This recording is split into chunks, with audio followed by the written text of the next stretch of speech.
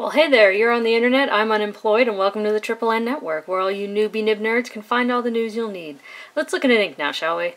Today's ink is by Noodlers, here in the 4.5 ounce eyedropper bottle version. It's an eternal ink, and it's a black ink. Somewhat unfortunately, because I've had several accidents trying to use the eyedropper. But, yeah, Heart of Darkness. Not that you can read it easily, but it's a beautiful black ink. It's extremely rich. It has amazing water-resistant qualities. It is an eternal ink. And because of that, there are some qualities to it that are not going to be terribly interesting to some people and terribly interesting to some others. Now, all of these tests were done in an ITALIX Parsons Essential. This is a medium standard round nib.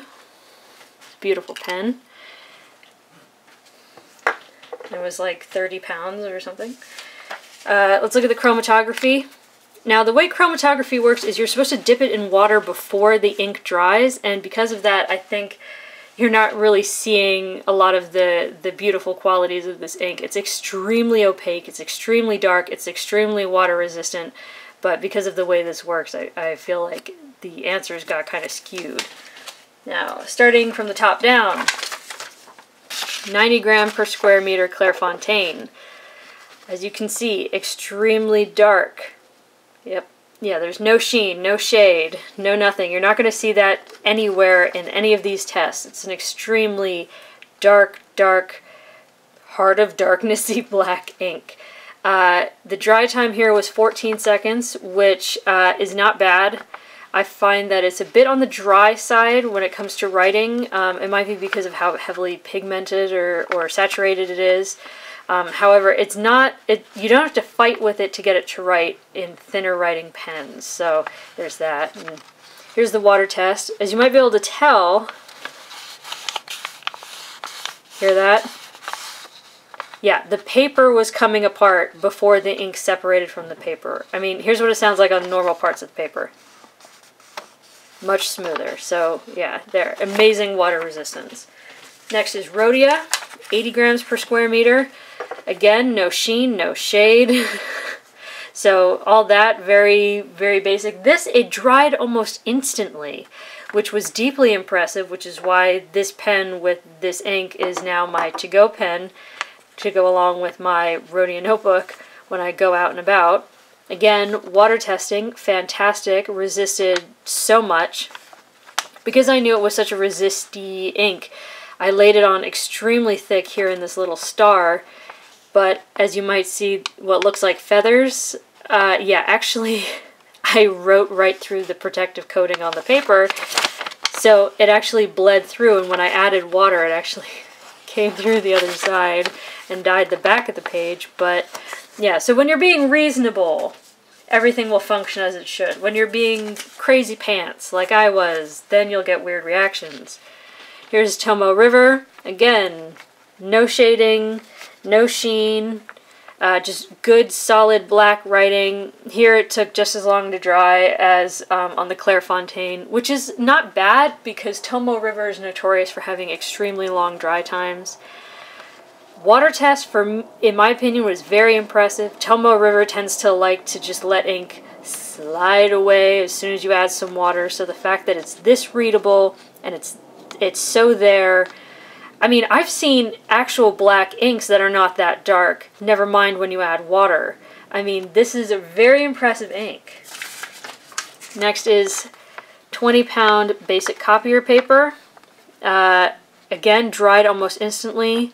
No feathering, no spread, no bleed through. There's been no bleed through so far except for that one crazy pants situation that I brought on myself. Water test was incredible. I mean, look at that. It almost doesn't look like, I mean, it's slightly lighter, but that's it. That's the only difference. Up next is Mead Notebook Paper, which is very standard for school kids in the United States. It's extremely thin. It's extremely cheap. It's extremely awful. But anyways, there was a little bit of spread. There was the odd feather, as you might be able to see at the top of the N, or there at the bottom of the H. But yeah, really not that bad. It didn't explode. For fun, I flipped the nib upside down and used it to write in very fine writing, and there was no feathering at all. There was no spread at all either, so it did extremely well in a very fine writing situation. Water test was extremely impressive. I mean, look at that. I mean, look at how messed up the paper got, and yet look how readable that is. Now, as for bleed through, that's really, if you're familiar with this paper, you'll know that this is really not that bad. I mean, it's almost impressive. I feel stupid saying that something that bled is impressive, but still, when you look at the fine upside down writing section that I did, there's almost no bleed through at all. I mean, you could easily write on both sides. That is impressive.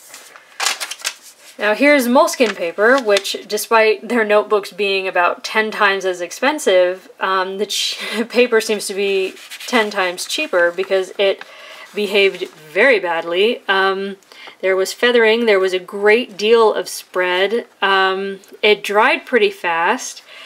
The water test was very I mean, oh my god, look at the way it just reacts to water.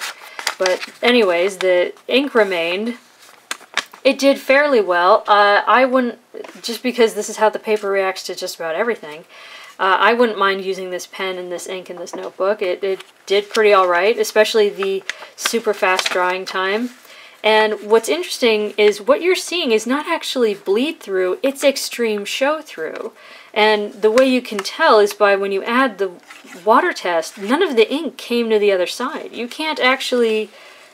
I mean, you can read it through the shadow, but it didn't actually migrate to the other side of the paper. This is not bleed through, it's extreme show through, which is the most impressive test on this paper I think I've done in a long time. It's partly why I use this stuff on this paper now. It's impressed me. So that's Noodler's Heart of Darkness. It's an extremely black ink, it's extremely waterproof, it's extremely dark. You're not going to get a lot of, you know, pearlescence or shade or whatever, but you're going to get an eternal, very dark, very black ink. It writes easily, it's a bit on the dry side, but in drier writing pens, it still flows as easily as any other. It's just when you're in an extremely wet pen, especially ones maybe you feel like you're having some trouble controlling, that's when it performs really beautifully well. So, highly recommend it. If you liked the video, please give it a thumbs up. If you'd like to see some more, please subscribe to the channel. I'd greatly appreciate it. And have a great day from the Triple N Network. So long.